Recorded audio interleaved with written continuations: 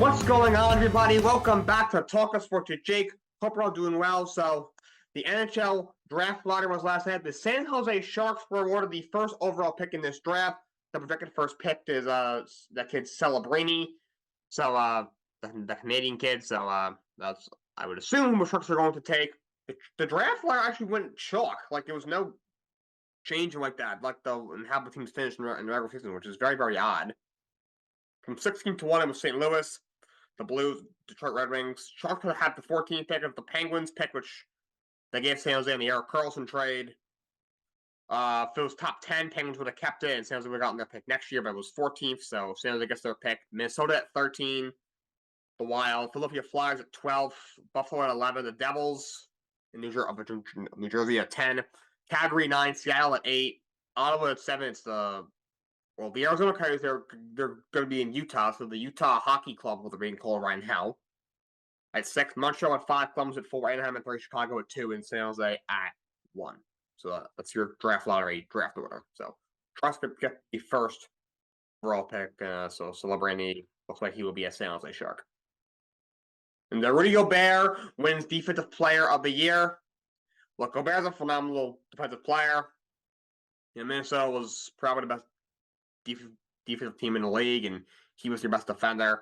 But I thought it was Wembanyama. If you look at the stats, it probably should have been Wembanyama. Gobert was my number 2 guy in this defensive player of the year voting. Behind him, the third, I can make case Anthony Davis over Bam Adebayo. Both were right there at 3 and 4 for sure. But I thought it was Wembanyama this year. But Gobert he's a great player, and he was the only other possible option. So that's his 4th Defensive Player of the Year award. It's tied for the most ever with Ben Wallace, and then I forget who else, somebody else. But these only 3 guys win Defensive Player of the Year award 4 times.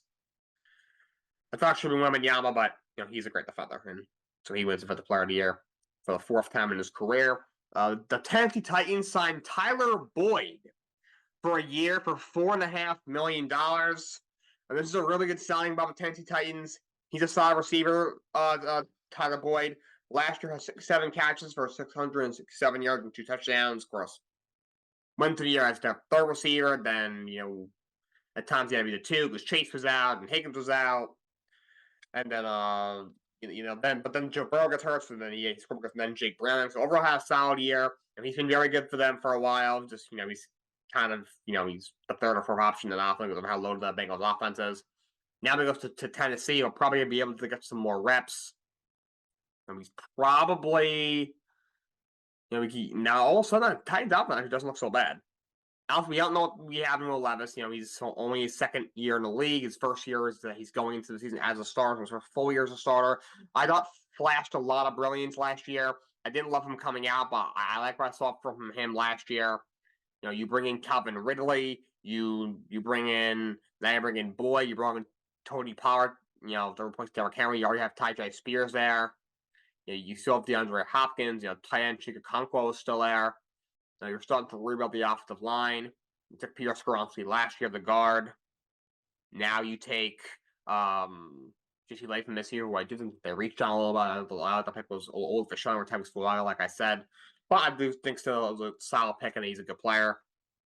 All of a sudden, the Titans offense is not looking so bad. Of course, Boyd reunited to Brian Callahan, who's another head coach. He was the offensive coordinator of the Bengals the last few years, so this is a really good sign for Tennessee Titans to have. Kudos to Ron Carfin. He's done a really good job since taking over a couple of years ago.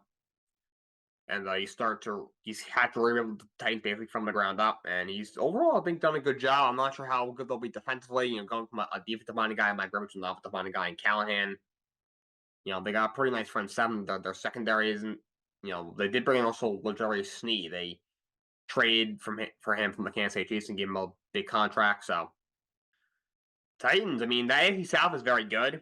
The Texans should be a legit contender. Indianapolis should be a pretty solid team. You got Anthony Richardson coming back healthy.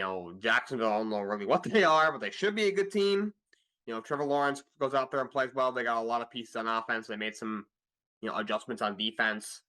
Side of the ball that they struggled with last year. So, they're in a tough division, so they're probably the worst team in that division. Going into the other team, they definitely were. It wasn't even close.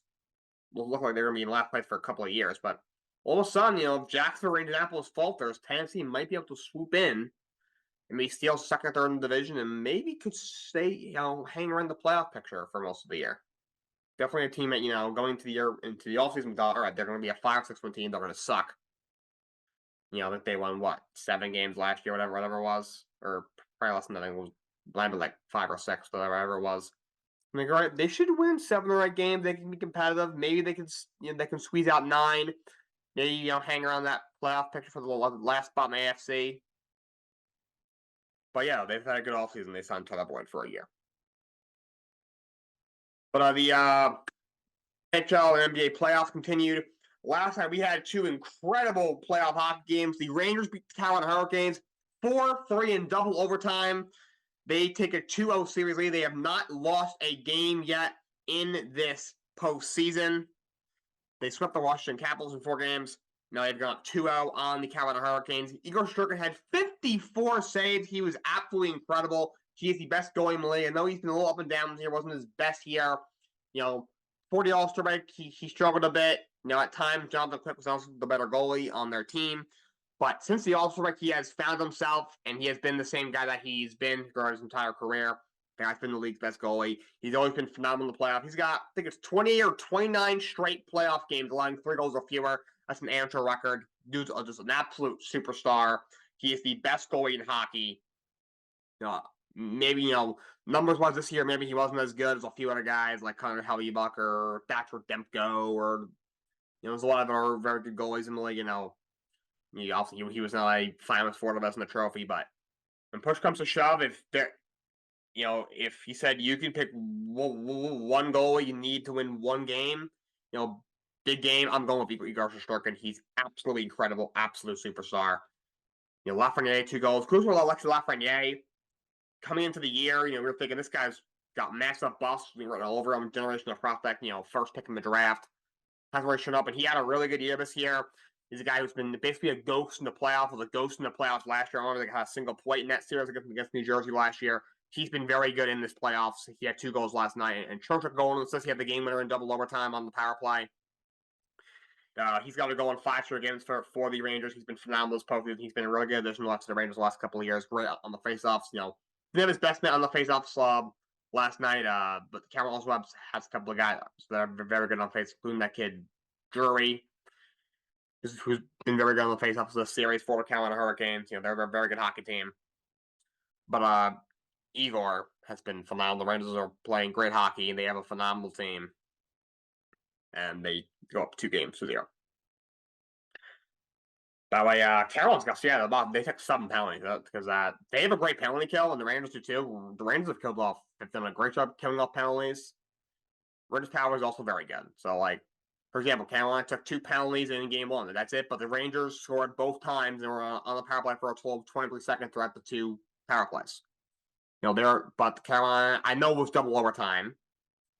The Rangers scored earlier-ish in the double overtime. I think into the first, at least 7 minutes of the second overtime. But still, they took 7 penalties? That you can't do. The Rangers haven't been super disciplined either. In game 1, they took 5 penalties. Trouba took 3 penalties last night. He's supposed to be the captain. He's flying to the boards. He's taking 4 penalties here. He's got to step up a little bit. But they're up 2-0 anyway. And they took 5 again. They took 4 or 5 last night too, but it was a double overtime game, so it's one of those. All right, double overtime. 4 or 5 penalties. That's something I could see happening. But Carolina took 7. That's crazy. The Rangers win double overtime, and the Colorado Avalanche beat Dallas Stars 4-3 in overtime. They went down 3-0 after a period. They claw all the way back, tie it, and then they win in overtime. Miles with a beautiful goal. Beat his man one-on-one, a beautiful move. The defender beat Jay Ottinger for the game-winning goal. For the Colorado Avalanche, they go up 1-0 in the Western Conference semifinals against the Dallas Stars. On to the NBA playoffs. So the Celtics defeat the Cavaliers 120-95 in game 1. Celtics, at one point we're up somewhat big. Cavs kept it at 10 at the half, but then second half, the Celtics were just too good. Jalen Brown, 32 points. Donovan Mitchell had a great game. He had 33 points. Didn't even play in the fourth quarter because the game was so lopsided.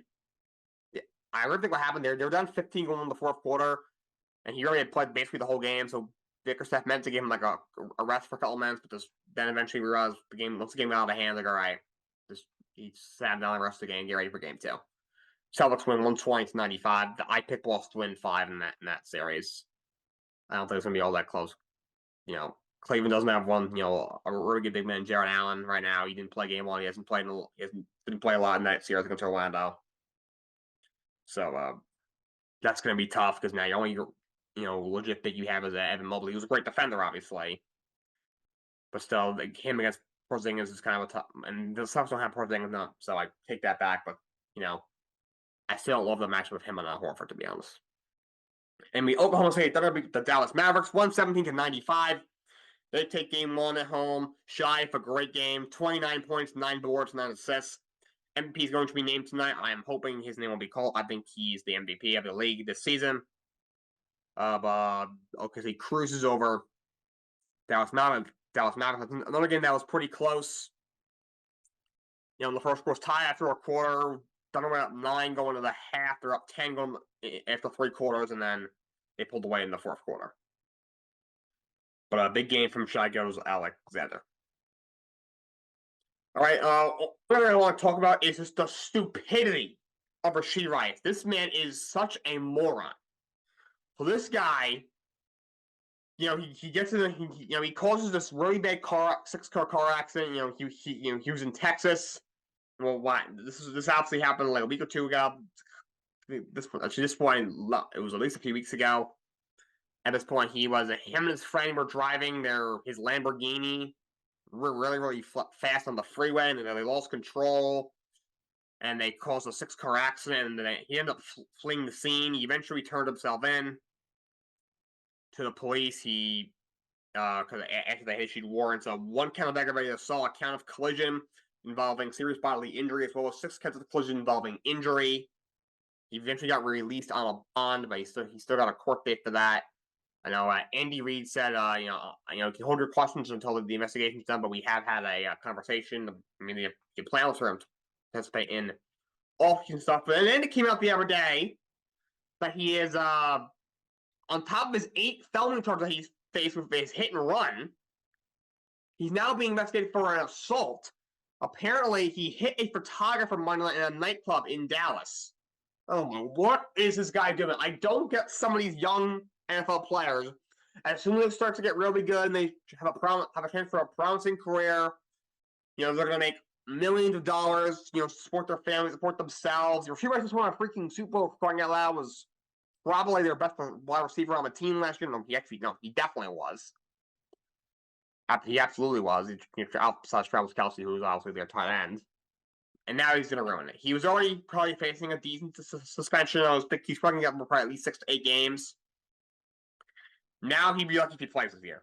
And honestly, I would not be surprised if the Chiefs just cut this guy loose. Like, the Chiefs do not tolerate any of this. Kareem Hunt was an all-pro running back. Then he got in trouble. And right away, the Chiefs cut him, middle of the season. It was actually like late in the season to happen. They cut him, on the spot. They don't tolerate any of that. I would not be surprised if they cut this guy loose, or they're probably gonna cut him, honestly.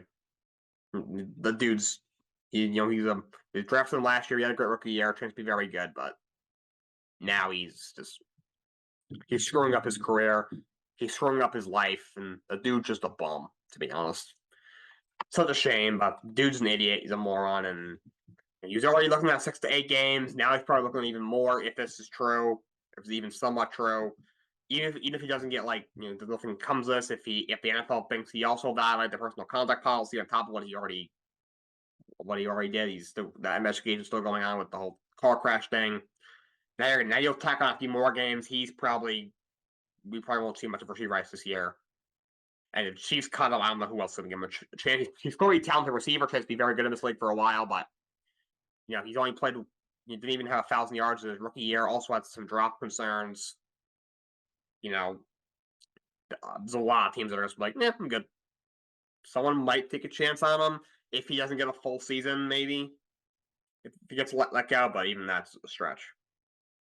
But that's all I got for you guys today. Until next time, so long. Have a great day.